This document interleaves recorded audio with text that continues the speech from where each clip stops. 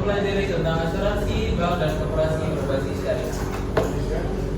Tujuan pembelajaran dari materi ini adalah yang pertama memahami mengenai fikih muamalah, kemudian kita juga dapat menganalisis tentang ketentuan-ketentuan dalam fikih muamalah yaitu dalam bank syariah, koperasi syariah dan asuransi syariah. Kemudian selanjutnya dapat mengetahui beberapa tipe dari fikih muamalah. Kemudian yang terakhir memiliki spirit entrepreneur. Di sini sama bentuknya adalah kalau ini akan lembaga yaitu bentuknya badan usaha yang beranggotakan sekumpulan orang yang mempunyai prinsip yang sama. Biasanya koperasi ini biasanya di desa yang kalian lihat misalnya ada petani-petani ini membuat koperasi untuk mereka dapat menghimpun dananya mereka di situ ketika mereka membutuhkan dana untuk membeli pupuk ataupun bibit, mereka bisa mengambil uangnya di koperasi tersebut. Ataupun mereka ingin menyimpan uang, bisa melalui koperasi tersebut. Selanjutnya, asuransi, silakan dibaca. Silakan dibaca Fadilillah.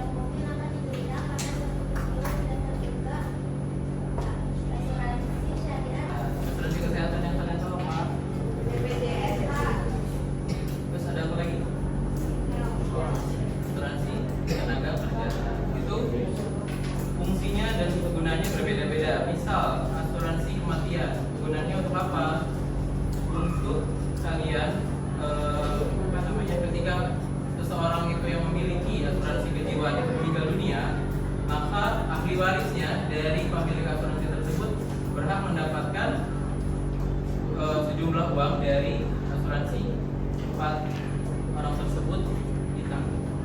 Kemudian ada lagi asuransi ketenagakerjaan. Itu berkaitannya dengan pekerjaan.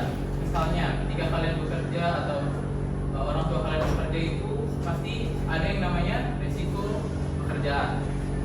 Hal itu juga ditanggung oleh asuransi ketenagakerjaan. Oke, kemudian silakan dibaca Humaira Putri Natsa.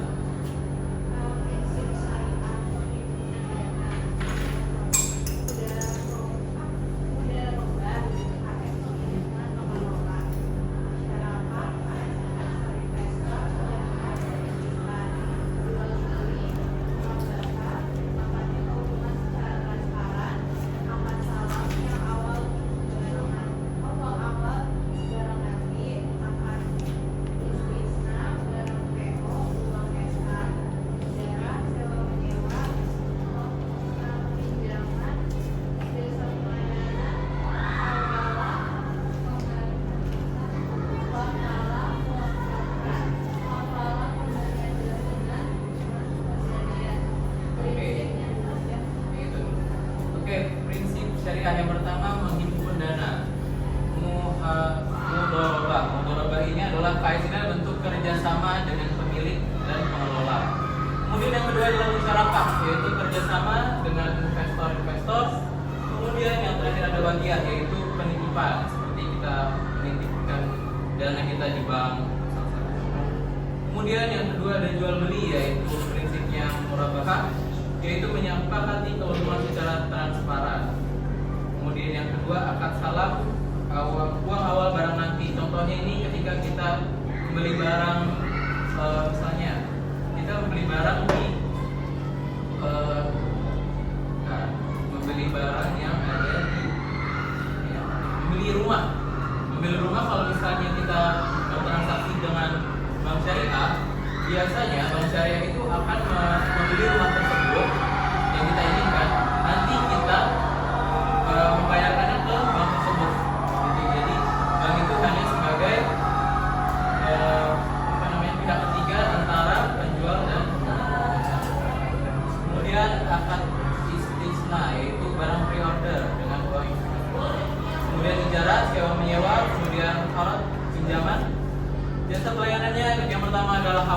pengalihan utang, kemudian yang kedua adalah wakalah yaitu mewakilkan, yang ketiga adalah kafalah memberikan jaminan, yang terakhir adalah hidayah. Nih, ada juga prinsip-prinsip yang dilarang dalam transaksi syariah. Yang pertama, maisir, memperoleh keuntungan tanpa harus bekerja keras. Contohnya ada jam ke-9 dimulai. Kemudian yang kedua, yoga prasetyo, silakan dibaca. Contohnya maisir apa? Maisir merupakan hubungan tanpa harus bekerja keras, jadi bagaimana transaksi yang masih beras, apalagi orang yang berada dalam kuasanya, khusus malam MLM. juga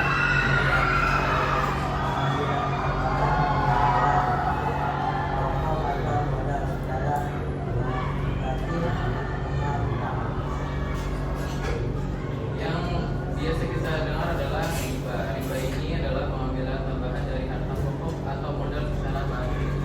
Contoh, ketika kita melakukan pembelian, biasanya pembelian rumah atau pembelian kendaraan, biasanya harga aslinya adalah 25 juta. Misalnya kita membeli motor 25 juta, tapi karena kita melakukan pembayaran menggunakan angsuran atau pembayaran berkali-kali, itu harganya bisa menjadi 30 juta ataupun lebih dari itu, karena mereka mengambil tambahan dari angsuran yang salah. Kemudian silakan dibaca Sufianti Yusuf.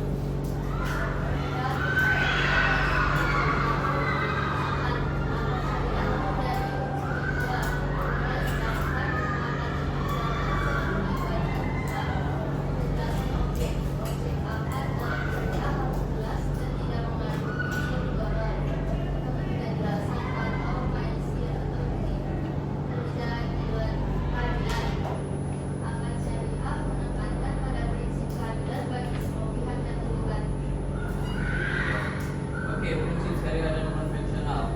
Ini adalah prinsip-prinsip syariah yang dapat kalian ketahui. Yang pertama adalah menghindari unsur riba yang tadi telah kita bahas. Misalnya kalau kita tadi melakukan angsuran, itu bisa kena bunga. Kalau misalnya kita bertransaksi di bank syariah, biasanya itu kita misalkan membeli rumah seharga 500 juta, tapi bank syariah meminta uangnya sekitar 550 juta. Jadi kita sebagai konsumen mengetahui jumlah uang yang diterima oleh bank tersebut dan keuntungan yang diterima oleh bank tersebut. Jadi tidak ada yang berbeda dari yang telah disepakati. Kemudian yang kedua adalah kejelasan objek. Objek akad dalam syariah harus jelas dan tidak mengandung unsur ketidakjelasan atau. Yang terakhir, akad syariah menekankan pada prinsip keadilan bagi semua pihak yang terlibat. Misalnya kita meminjam uang untuk modal usaha. Modal usaha ini biasanya di bank syariah ini kita meminjam uang sekitar misal 100 juta. 100 juta ini ketika kita mendapatkan untung, mereka ini, bank ini, mereka menggunakan akad bagi hasil. Jadi ketika keuntungan dari 50%, berapa hasil yang didapatkan oleh bank dan juga yang didapatkan oleh konsumennya. Selanjutnya, ini adalah bisa dilihat, kelihatan nggak? Oke, saya bacakan. Konsep asuransi syariah adalah sharing of risk, berbagi risiko, tolong menolong antar peserta.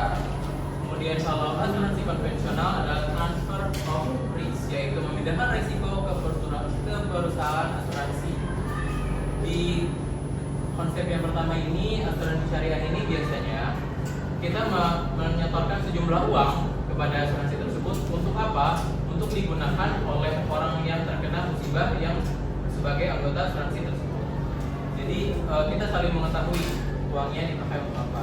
Kalau asuransi konvensional di sini adalah memindahkan risiko. Ketika kita menyetorkan sejumlah uang tersebut itu murni perusahaan yang menjadi orang yang mengelola uang tersebut. Jadi kita tidak tahu apa yang dilakukan oleh pihak asuransi. Kemudian yang sumber hukumnya adalah Al-Quran, hadis dan ijma ulama. Kemudian kalau sumber hukum yang dia lakukan oleh asuransi konvensional adalah hukum positif dan pemikiran manusia.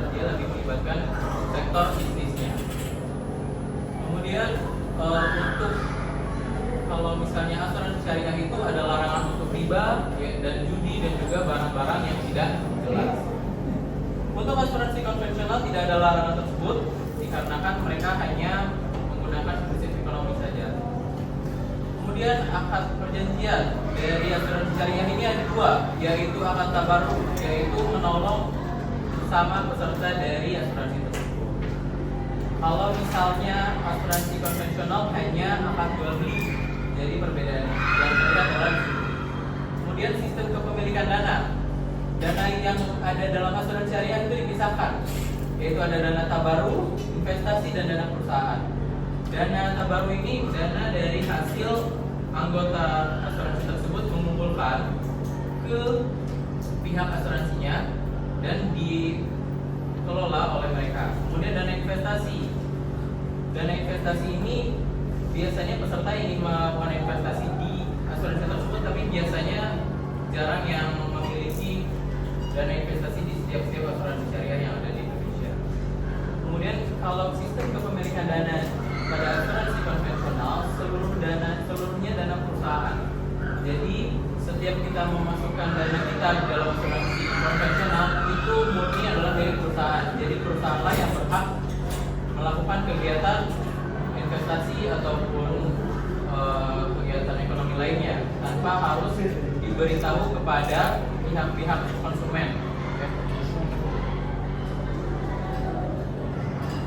Oke, kemudian ini ada perbedaan dengan bank syariah dan bank konvensional. Bank syariah itu berinvestasi pada usaha yang halal, tadi sudah dibahas. Bank konvensional itu berinvestasi, dia tidak memikirkan halal dan haramnya. Jadi ketika kita menabung di bank konvensional itu kita tidak mengetahui apa saja yang mereka kerjakan di bank tersebut, apa saja bentuk investasi yang mereka lakukan. Jadi biasanya orang-orang lebih memilih bank syariah karena lebih aman secara kehalalannya, lebih diketahui untuk apa uangnya disalurkan. Biasanya bank-bank syariah itu ketika kita melakukan kegiatan transaksi biasanya ada yang namanya infak. Kalau kita lihat nanti infaknya itu kita bisa lihat infaknya untuk apa. Jadi bisa untuk dana pendidikan, untuk pembangunan daerah yang tertinggal. Kemudian besaran hasil berubah-ubah sesuai dengan kinerja usaha. Nah ini yang bisa kita jadi pertimbangan dalam memilih bank syariah ataupun konvensional dalam meminjam modal usaha. Contoh, kita meminjam modal usaha itu sekitar 50 juta. Mungkin di bulan ini kita hanya untung 25 juta.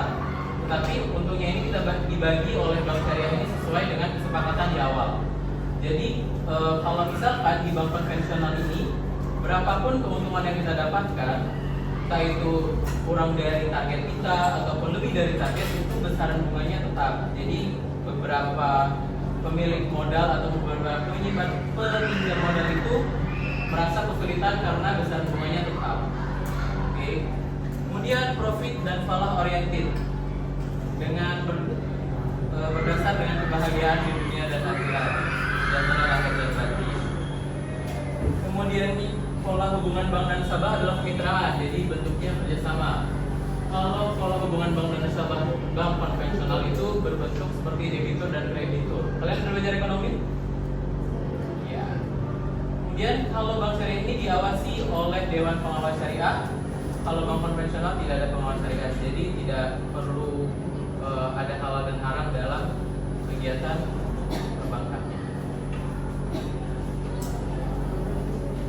Oke, kemudian kalau dalam perbedaan dari koperasi konvensional dan koperasi syariah. Dari koperasi syariah itu diawasi oleh Dewan Pengawas Syariah, sedangkan koperasi konvensional hanya diawasi oleh anggotanya 3 persen syariah. Kemudian modalnya disetorkan kepada bank konvensional. Kalau koperasi syariah kepada bank syariah, konsep dasarnya sama dengan tadi yang bank syariah. Sistemnya adalah bagi hasil. Kemudian penghimpunan dananya berbentuk tabungan kalau dalam koperasi konvensional. Kemudian dalam koperasi syariah berbentuk titipan, jadi kita sebagai konsumen menitipkan uang, jadi kapanpun kita bisa ambil, kapanpun kita mau kita bisa ambil. Tapi biasanya kalau di koperasi konvensional itu biasanya ada negosiasi dulu sebelum kita bisa mengambil dana yang kita setorkan di koperasi tersebut. Oke, terima kasih. Sekarang kalian duduk bersama kelompoknya masing-masing yang sudah dibagikan. Silakan duduk, waktunya 2 menit tanpa suara.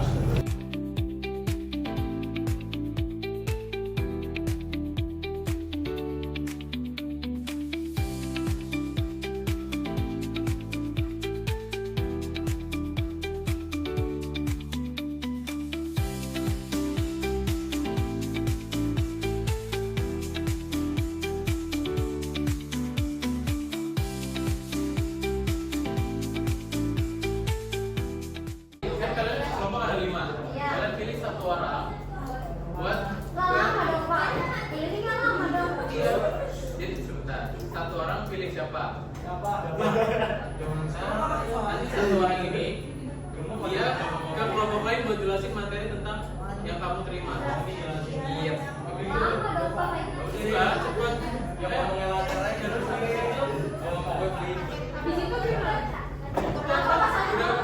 udah kumpul semuanya nih. Kita semuanya dari kelompok 1 sampai kelompok 6. Kalau udah punya satu tanya, kalian belajar 5 menit. Habis itu kalian baca ke depan buat ini gue jelasin ke kelompok lain. Pertanyaan-pertanyaan yang ada. Pertanyaannya dari kelompok 1 sampai kelompok 6 ada. Ini Pak. Jadi gitu. Semua dijelasin sampai satu nomor. Berarti ini semua nomor. Iya, betul.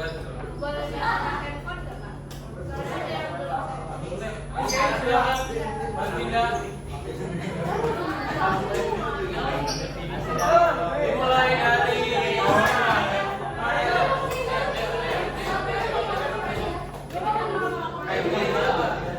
kalian menerima materi yang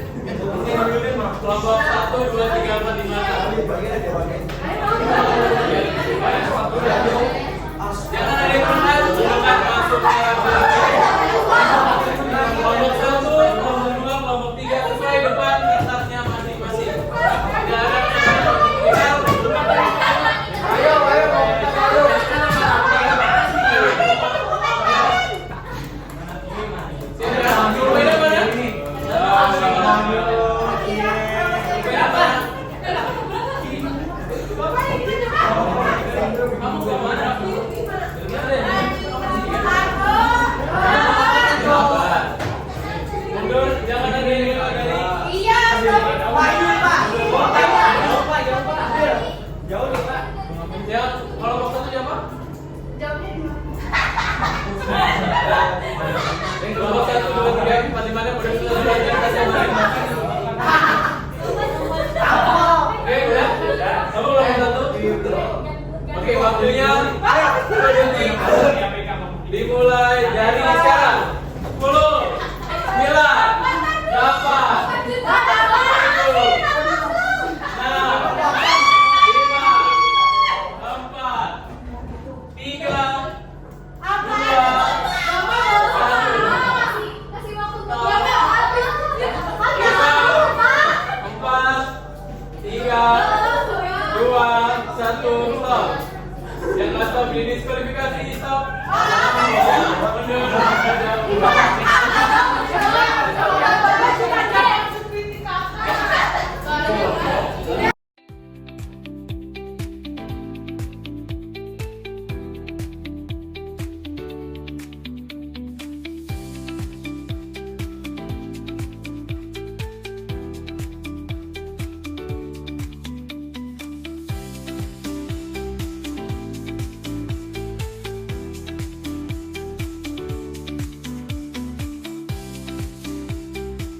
Berdoa, berdoa, berdoa, dimulai.